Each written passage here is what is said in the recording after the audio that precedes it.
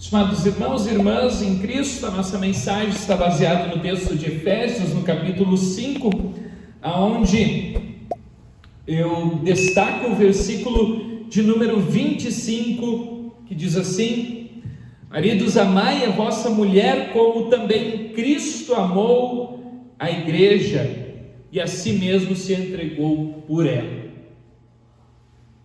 Que assim Deus, Espírito Santo, nos ilumine neste momento que nós queremos meditar nestas palavras.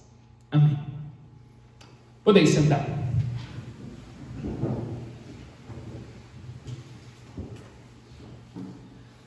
Estimados irmãos e irmãs, eu gostaria de, neste culto, essa mensagem de hoje, falar sobre um tema que eu considero bastante importante, que é sobre a igreja, a importância da igreja, a relevância da igreja na vida de vocês. Na última mensagem aqui, nossa igreja, eu comecei perguntando o que seria de vocês se vocês não fossem luteranos, se vocês não pertencessem a esta igreja ou se não fossem cristãos. E a conclusão que nós chegamos é que nós não teríamos uma vida alegre, uma vida feliz. Sem Deus nós não somos nada. E hoje eu quero praticamente continuar dentro desse tema, porque essa leitura de Efésios capítulo 5, ela é bastante interessante. Ela fala muito sobre a importância da igreja, o quanto ela é importante para nós seres humanos, e o quanto ela é importante, o quanto a igreja ela é importante também para Deus. E por que é importante a gente falar sobre isso? Porque infelizmente nós temos visto o contrário acontecendo com muitas pessoas, e muitas pessoas falando sobre isso, que eu não preciso ir na igreja, eu não preciso frequentar uma igreja, porque eu posso ter minha fé sozinho, eu posso fazer minhas orações em casa. E infelizmente é o que tem acontecido em muitas religiões, muitas denominações religiosas, vou colocar entre aspas, muitas fés, aonde nós temos visto um esvaziamento muito grande desta questão. Infelizmente, nosso mundo, as pessoas não têm mais tempo para a igreja. E outras tantas pessoas não consideram mais ela realmente importante ou relevante na sua vida. E como eu disse, muitos então dizem: eu posso ter minha fé sozinho, eu posso fazer minhas orações em casa, eu posso fazer a leitura da Bíblia. Mas outros tantos ainda dizem assim: a igreja sou eu sou o templo de Deus, então a igreja sou eu. Mas isso é uma falácia, porque na Bíblia, em nenhum momento a igreja é tida como uma só pessoa. Sim, Deus habita dentro de nós, mas uma pessoa sozinha não é igreja. A igreja não se faz com uma pessoa. Agora sim, a Bíblia fala que a igreja, até nesse mesmo texto de hoje, ela compara a igreja com o corpo de Cristo. E ela diz, o texto de Efésios diz que os maridos devem amar a sua mulher como ao próprio corpo, assim como Cristo amou a igreja. Ou seja, ele faz essa comparação, dizendo que assim a igreja é comparado com a esposa, o corpo de Cristo. E um corpo não é feito de um só membro, ou é de uma só pessoa, não. Até em outro texto, O apóstolo Paulo deixa bem claro, falando sobre isso, que assim como um corpo tem diversas e diferentes funções, assim nós somos membros uns dos outros no mesmo corpo. E cada membro tem a sua importância para o bom funcionamento deste corpo. Assim, igreja não é uma só pessoa. Igreja é comunhão. É a comunhão dos santos, como nós confessamos no credo apostólico. Creio no Espírito Santo, na Santa Igreja Cristã, a comunhão. Como eu vou ter comunhão com uma só pessoa? Como eu vou ter comunhão só comigo mesmo? Não. Todos nós nos reunimos e estamos aqui nesta igreja, neste momento, neste templo, podemos dizer assim, porque nós sabemos da importância que tem estarmos em comunhão. Estarmos aqui como corpo de Cristo para louvor e honra do seu santo nome. Claro que infelizmente nós temos algumas denominações religiosas, alguns pastores, enfim, que muitas vezes deturpam este nome da igreja com más ações, e isso faz com que muitas pessoas acabem abandonando a sua fé e não dando a real importância para a instituição igreja. E aqui, quando eu falo instituição igreja, eu não falo da denominação religiosa, de uma ou de outra denominação, da igreja luterana, da igreja católica, da igreja assembleia ou de qualquer outra igreja. Aqui eu falo da comunhão de todos os santos, de todos aqueles que realmente creem em Cristo e se reúnem com a mesma fé neste mesmo Deus. E aí sim, vai ter muitas vezes uma organização religiosa por trás, como a igreja luterana, a igreja católica, entre outras que eu já citei antes. Mas aqui eu falo igreja no verdadeiro sentido dela, que é a comunhão dos santos, a comunhão daqueles que creem. E é importante isso, a gente lembrar o quanto a igreja é importante para a nossa vida, para a vida de todos nós e especialmente para Deus. Porque o texto que eu dei ênfase aqui, ele fala que o marido deve amar a sua esposa, assim como Cristo amou a igreja e a si mesmo se entregou por ela. Tarefa fácil, né? Bem fácil aí os maridos, né? Já imaginaram, né? Ter que dar a sua vida pela esposa? Mas é isso que o apóstolo Paulo aqui diz. Ele faz justamente essa comparação.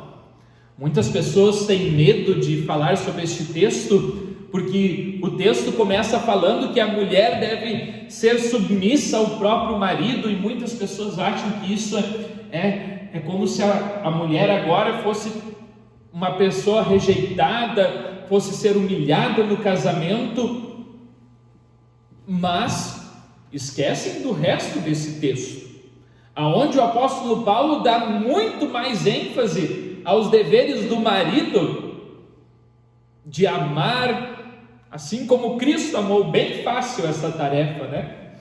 Amar como Cristo amou a igreja. Cristo nos amou, Cristo nos ama, a ponto de se entregar por nós, por cada um de nós, para nos dar a salvação, para nos tornar, como diz aqui, para apresentar a si mesmo igreja gloriosa, sem mácula, nem ruga, nem coisa semelhante, porém santa e sem defeito, para que nós pudéssemos nos apresentar diante de Deus santos, como nós falamos antes, a Santa Igreja Cristã, a comunhão dos santos.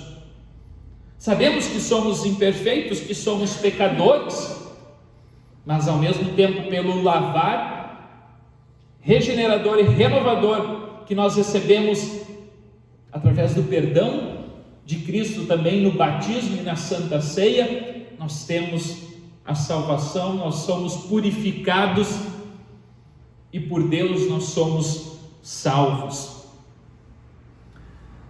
A igreja, estimados irmãos, sim, nós cantamos antes, nos hinos anteriores sobre a importância e a relevância dessa igreja estar unida, estar em comunhão, estar como um rebanho, sob a pedra fundamental, a pedra preciosa que é Cristo nosso Senhor.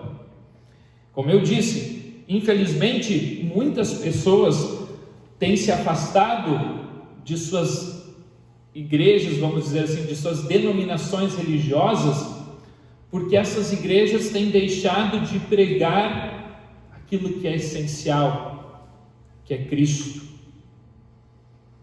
Mas isso, infelizmente, acontece, e nós também, como igreja, vocês que são da igreja luterana, nós também, eu como pastor, vocês como membros, nós temos este dever de sempre analisar como estão as coisas na nossa denominação. Se nós realmente estamos levando a verdadeira palavra, se nós realmente estamos anunciando Cristo, se nós não estamos ensinando doutrinas humanas, como nós vimos antes na leitura do Evangelho, que Jesus destaca isso dos fariseus, que os fariseus tinham trazido muitos preceitos e doutrinas humanas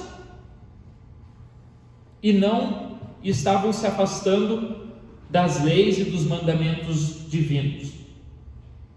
Muitas vezes as igrejas trazem tradições, trazem leis que foram inventadas por eles próprios e que isso acaba afastando muitas vezes as pessoas da verdadeira e pura e sã doutrina que procede de Jesus, como cantamos antes, que fala sobre a salvação e sobre a vida eterna por meio daquilo que Cristo Jesus fez por nós, a ponto de se entregar e dar a sua vida em nosso lugar, como nós vimos antes no texto de Efésios. Infelizmente há esse tipo de coisas que acontecem neste mundo, justamente por sermos pecadores. Mas ao mesmo tempo lembramos que Cristo veio para nos perdoar. Cristo veio para nos trazer de volta para o caminho certo. Cristo veio para que nós fôssemos santificados, por meio da lavagem da água e da sua palavra, para nos tornar e nos colocar de volta no caminho de Deus. E assim Deus cuida de nós, Deus nos protege, Deus quer que a gente continue unidos como um corpo. Porque no momento onde é que nós acabamos nos separando, acabamos nos dividindo, isso faz um mal tremendo. Infelizmente, algumas pessoas de nossa igreja e de tantas outras, assim acontece.